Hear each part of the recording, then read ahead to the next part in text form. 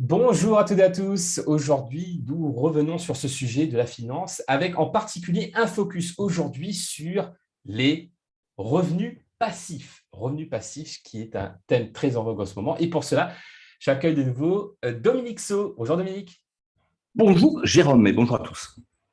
Donc, tu es spécialiste des stratégies professionnelles et financières et c'est pour ça qu'on va pouvoir aborder ce sujet-là. Alors, les revenus passifs. Moi, quand j'entends revenus passifs, moi, ce que j'entends, c'est surtout passif. C'est-à-dire, j'ai d'argent qui tombe, je ne fais rien et ça tombe Et tout voilà. seul, voilà, comme ça du ciel, en étant totalement passif. Est-ce que c'est ça, les revenus Eh ben, passifs? je ne sais pas, est-ce que ça marche? Est-ce que du coup, tu as, un papier qui est tombé sur le côté? Non, on t'a livré? Non, il s'est passé un truc? Eh bien non.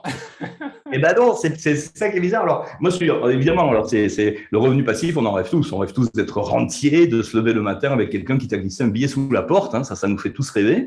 Et certains, pourtant, le vivent. Alors, comment ils font? D'abord, on ne devrait pas parler de revenus passifs, on devrait parler de revenus indirects. Qu'est-ce qu'on entend? Revenu actif, revenu passif. Est-ce que c'est un revenu qui est lié à une activité physique? Globalement, la majorité, l'immense majorité des gens travaillent.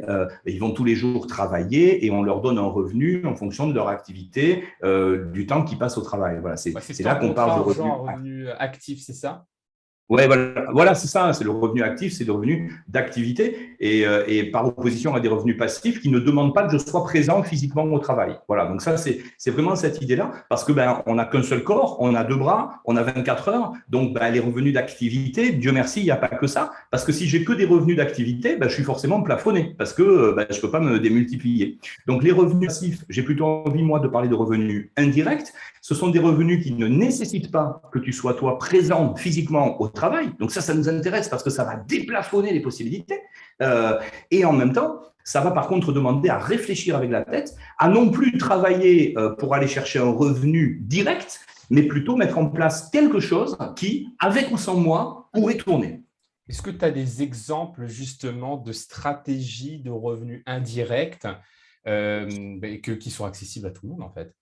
Alors, bien sûr, des revenus indirects, d'abord l'immobilier, parce que ça va parler à tout le monde. Grosso modo, si je construis un appartement, eh bien, une fois que l'appartement est construit, je vais mettre des locataires dedans. Et pour très peu de temps à m'y impliquer, juste pour la gestion ou pour quelques éléments administratifs ou quelques éléments de suivi, je vais avoir un revenu qui tombe tous les mois. Ce sont les loyers de mes locataires. Donc, en fait, ici, peut-être que pendant un certain temps, j'ai dû construire ce bâtiment. La plupart du temps, je vais utiliser le levier du crédit. Je vais donc utiliser l'argent de la banque pour construire le bâtiment. Et au moment où le bâtiment est construit, eh bien, j'ai plus qu'à encaisser des revenus.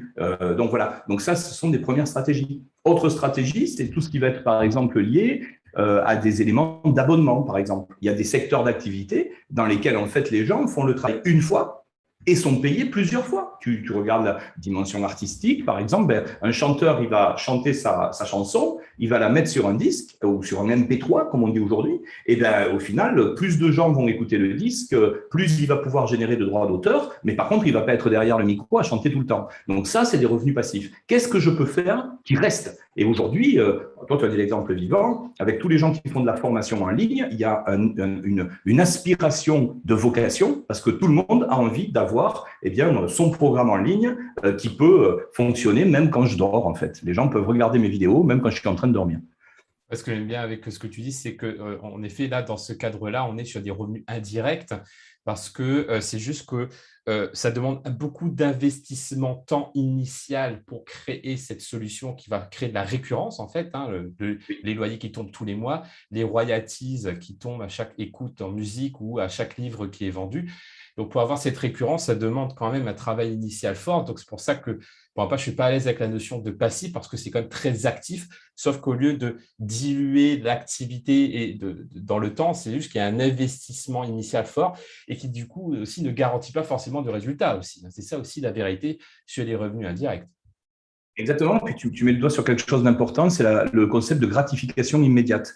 Beaucoup de gens, en fait, sont des épargnants ou sont des gens qui ont un job salarié parce que ça les rassure, mais en fait, c'est la fausse sécurité. Aujourd'hui, on est dans une époque où, justement, il faut s'ouvrir par rapport à tout ça et il faut absolument avoir des revenus donc passifs ou indirects à différents endroits. Et on pourra aller aussi sur le concept de diversification de revenus. Ne pas mettre tous ses œufs dans le même panier.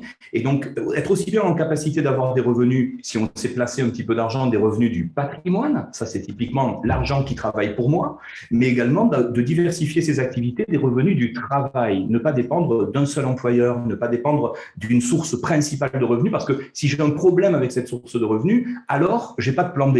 Donc, dans notre époque, on parle beaucoup de slasheurs aujourd'hui, des gens qui ont plein de micro-sources de revenus et qui peuvent petit à petit permettre eh bien, d'absorber la difficulté sur un pan d'activité parce que j'ai mon plan B qui, lui, génère quand même des revenus suffisants. Et comme ça, on peut tricoter à la fois des centres d'intérêt très diversifiés, on peut se faire plaisir vraiment à différents endroits, on n'est pas en train de faire une seule chose, et en plus, on sécurise son avenir financier. Donc là, par rapport à cette sécurité financière dans laquelle tu mentionnes et qui repose en grande partie par ces revenus indirects, donc là, les mots-clés que j'ai entendus et qui me parlent, c'est déjà la notion de récurrence. Tout à l'heure, tu parlais d'immobilier, etc. C'est le fait que même si demain, je ne peux pas travailler ou que je suis en vacances, eh bien, j'ai quand même des revenus qui continuent à tomber. Donc, c'est sûr que ça augmente sa résilience financière et professionnelle dans ce cadre-là. Ensuite, tu parlais d'effet de levier, je crois que c'est le mot que tu emploies, parce qu'on se connaît assez bien maintenant. Et l'effet de levier, c'est-à-dire que je fais un travail qui demande de l'effort au départ, mais qui va me déplafonner en termes de temps et de possibilités. Et le troisième élément, si j'ai bien retenu, c'est la diversification. Ce n'est pas de tout mettre ses œufs dans le même panier, mais de bien diversifier ces différentes sources de revenus. Et moi, j'aime bien cette expression, les petites rivières font les grands fleuves. Est-ce que donc j'ai Voilà. bien compris ce que tu voulais partager? C'est ça, et avec l'effet de levier, si tu veux, ça va même plus loin que ça, c'est de se dire comment petit à petit, je peux aussi passer le relais à d'autres. Moi, je travaille beaucoup en réseau, en fait, c'est des modèles économiques que je trouve passionnants. Et l'idée, c'est finalement, regarde, toi, tu rentres, je sais pas, tu as peut-être des gens qui nous regardent, ils sont rentrés sur le marché du travail, ils apprennent à faire quelque chose. Et une fois que je sais faire quelque chose, je me trouve à savoir faire ce que je sais faire, mais je peux aussi, j'ai une deuxième cartouche parce que je peux enseigner à d'autres ce que je sais faire. Et donc, tu sais, à l'époque, on parlait des compagnons du devoir. Le compagnonnage, c'était des gens qui savaient faire la belle ouvrage, souvent dans les métiers du bâtiment, et qui apprenaient à des apprentis à petit à petit exercer ce métier. Et ça, c'est l'effet de levier. L'effet de levier, c'est comment est-ce que, quand je sais faire quelque chose, je pourrais le partager avec d'autres qui peuvent petit à petit faire pareil que moi. Alors, souvent, dans cette idée-là, on se dit, mais attention, je vais former ma concurrence. Donc, souvent, les gens sont pris par la peur, et c'est ce qui fait qu'on ne partage pas toujours l'information. Mais Dieu merci, aujourd'hui, on vit dans une époque où il y a des modèles économiques qui permettent de mettre sur pied cet effet d'entraînement et de pouvoir en quelque sorte se démultiplier. En tout cas, c'est le grand secret, c'est de ne pas s'isoler, de ne pas faire les choses seul et petit à petit de travailler en équipe parce que quand on travaille en équipe, on élargit ses possibilités de créer de la valeur ensemble. Voilà. Super, merci Dominique, c'était super intéressant. Donc, revenus passifs, en fait, c'est plutôt des revenus indirects qui demandent un travail initial, un investissement temps de départ pour pouvoir ensuite générer des revenus qui ne dépendent plus de notre activité, donc d'échanger notre temps contre de l'argent. Et pour cela, pour pouvoir développer une vraie stratégie de revenus indirects, eh bien, on a besoin de ces trois piliers dont tu parlais tout à l'heure. D'abord, la récurrence, la diversification et l'effet de levier. Merci beaucoup, Dominique. C'était Avec passionnant. plaisir. Pour les personnes, donc ça, si vous regardez cette vidéo et que vous vous intéressez à la finance et l'entrepreneuriat, eh bien ça tombe bien parce qu'il y a Soft Skills Magazine spécial Finance et Entrepreneur qui est disponible gratuitement. Et pour cela, si vous voulez récupérer votre exemplaire, il vous suffit de regarder le lien en dessous de la vidéo et d'aller télécharger votre exemplaire. Merci Dominique et à très bientôt. À très vite.